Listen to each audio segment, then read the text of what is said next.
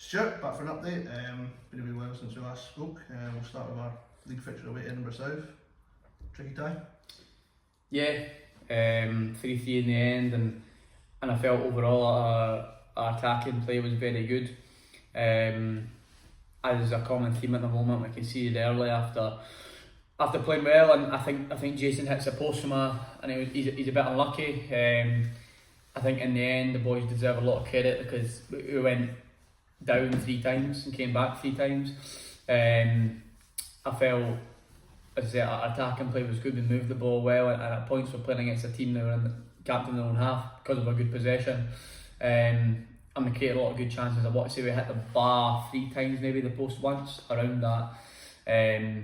So I felt a point was the least we deserved, and I thought we moved the ball well, but again we got caught in the break a bit too easily for my liking, and again we could still concede too many goals. But these nights happen, and I just, on another night you probably walk away winning kind of 7-3 potentially. But yeah, no, overall pleased with the attacking performance, but just need to shoot up in the defensive end of the pitch obviously. Mentioned already, but Jason Craig man of the match, I think. Yeah, Jason was very good. Jason, but particularly I think he played it kind of in the hole as a 10 that night, and his intricate passes and his forward runs were very, very good. We don't just give man of the match to players who run about, but Jason's hard work and Jason's endeavour to go and win the ball back is massive for us, and since he signed he's been outstanding. Particularly in possession, he runs forward, runs selflessly. He's done really, really well, and again that night he was very, very good.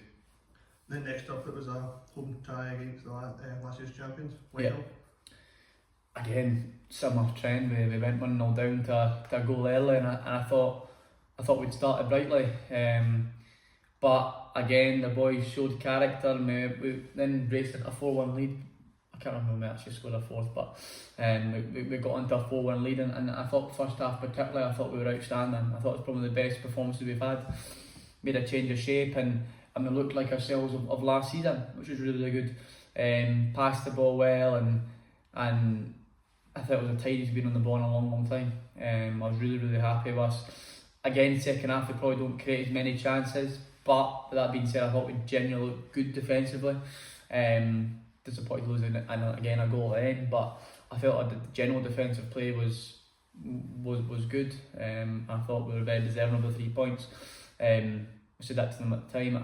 I felt genuinely in terms of an all-round level performance, in terms of our aggressive nature and kind of a willingness to kind of do not the dirty side of the football, but was a lot better. And I thought we were well worthy of kind of winning. Thomas Allan man of the match that night.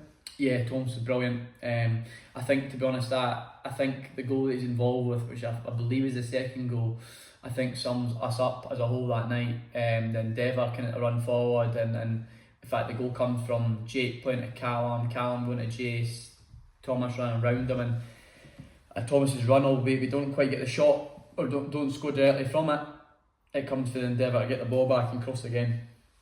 So I felt not only was he very, very good defensive that night, Thomas was a massive part of our attacking play as well. And a milestone that night as well, Harry Clark reaching 100 appearances. Yeah, Harry's just the nicest laddie you'll ever meet. He really is. He works hard, and I think I said this in his actual post itself. He's played left back, right back, centre half, 6, 10, striker, you name it, he's played it. Unfortunately that night he's now out for 3 weeks after a really nasty challenge. Shoved in the fence essentially, and they got stitches in his knee. So he's out for 2 or 3 weeks, but I'm hoping he'll be back relatively soon. He's a massive part of the way we play, and he's been brilliant for me since he started playing in our first season. Then it was a really tricky away tie to Glasgow. Yeah. Friday just passed, and Easterhouse away again. Yeah. Our message before we played, and I was actually saying before the Whitehill game, I wanted it to be about us again. I wanted us to kind of worry about how we were going to play, and worry about us getting the ball down. And the boys will admit themselves, I thought first half probably the players who'd been on the ball in a while, and I thought we were probably a bit fortunate to be 2-1 up at half time. But we didn't shout and swear at them. we were 2-1 up. You can't complain at that when you're away in Glasgow. And to be fair, the 2 goals that we scored are 2 good goals. We'll go on to it, but the pass for Leo, the first goal from Thomas, is outstanding. And Leo's been really unselfish, squared it, strike plan to tap in, and the second goal again. The first goal comes from Daniel, stopping a great pass for Leo to square it, and the second goal's from that pass from Thomas, and 2 great pieces of quality for the goal, but a general play was probably a bit lacking. Second half, I thought we were a lot better. Again, we probably don't create huge amounts, but after we scored the third, I felt we looked comfortable. And then the fourth, I felt like the game went won. Again, probably the only disappointment was as the game went on, I felt we probably were committed a wee bit, which has led to kind of win the game 4-2. But those are learnings that we need to get to. But delighted in the end to progress in the next round of the cup. And you mentioned already, but Thomas Allan man the match again. Thomas sets up 2 of the goals on Friday. Again, I think it's our second goal. He plays the diagonal for Leo to get the shot, and the rebounds finished brilliantly by Jason. And our third goal, again, Thomas plays that diagonal. It's a great forward run to Albie, who was outstanding on Friday. Dinks a goal, and Leo's on hand to tap in. But it's a pass again that he's played is outstanding. It's a diagonal, it's a forward run, and believe it or not, whilst they are long passes, they're wee movements and the things that we have worked on. So Thomas deserves a lot of credit for that. And a wee positive as well, Jason Monroe making his full debut for Dunbar right now. Yeah. It's the first in terms of dual registration that someone's made a competitive debut. Fraser deserves all the credit in terms of the way he trained last week as well. I felt he couldn't be involved. He could not be involved. Always a central defender by trade, but he can play centre of the pitch. And again, he's one of the youngest players that we've had play for us. So, and again, I think that's the beauty of the pathway. Tonight we had some young boys in training with us as well from the Colts. So it's all about top to bottom, giving opportunities.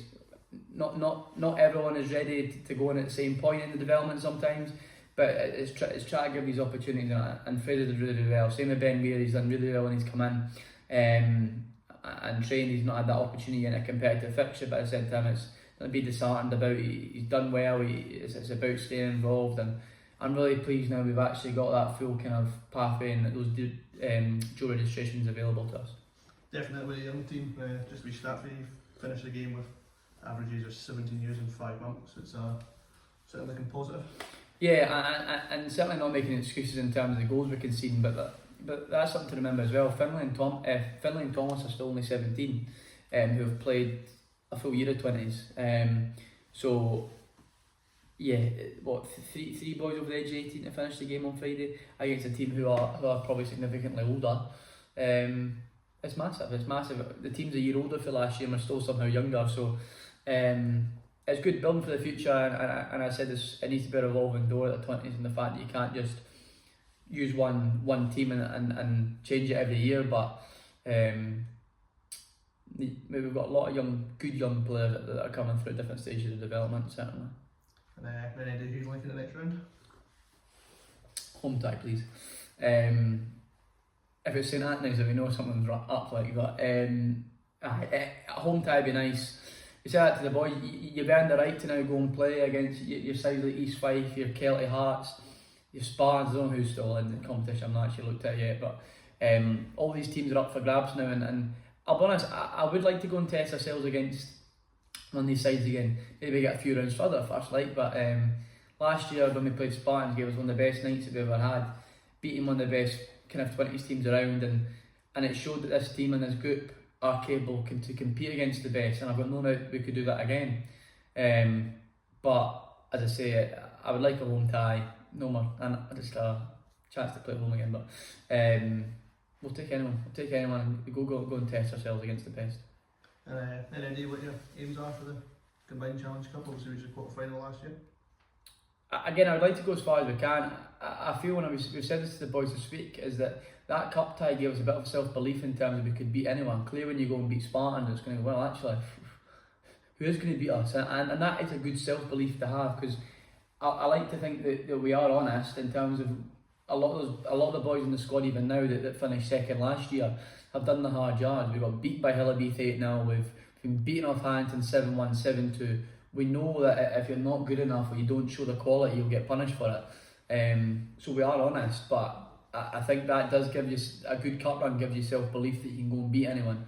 I would like to match last year. I'd like to match last year quarterfinals and even try and go semis, because I think we're good enough. I really, really do.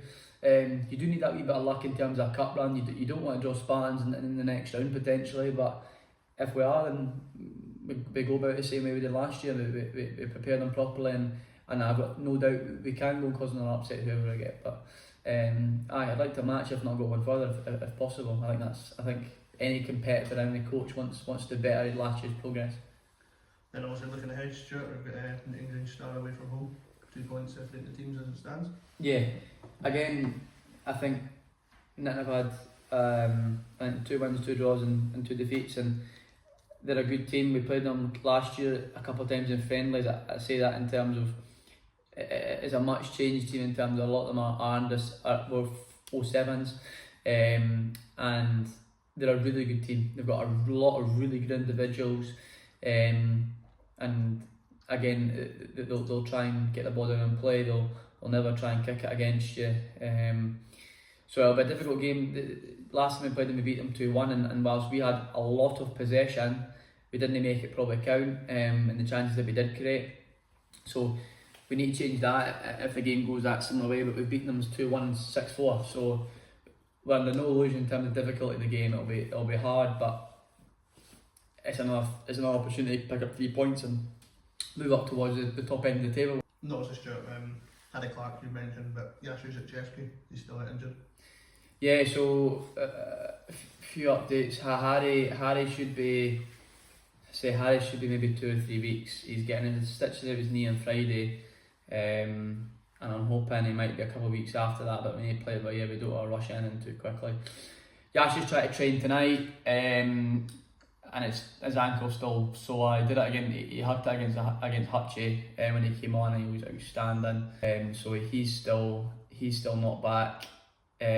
Owen should be back on Friday. He's been on holiday, and Reece Cam should be back as well. Just moving on to a squad update, Stuart. We've seen that Dan Hall signed for the first team. Yeah, showing that the pathway's working. Yeah, no, it's brilliant. It's great news. Daniel's the next one after Gregor to obviously make that step up.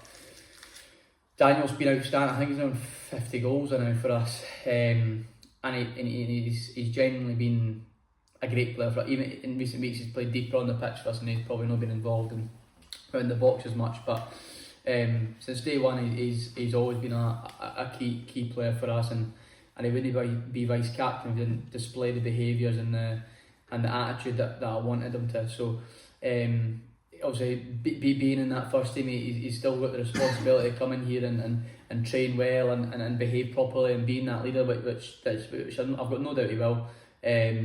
But I think it does signal to the rest of the group as well that it is possible, and sometimes you do need to be patient, but that's football, and that's it. That's the nature of senior football. The first team are in the East of Scotland Premier League. You're not going to get in and play every week instantly. Daniel's earned his chance absolutely, and I've got no doubt, as Kevin believes, that he'll add quality to his squad. So I'm really looking forward to seeing him what he can do. Perfect, Stuart. Thanks for the update, and good luck in the upcoming games.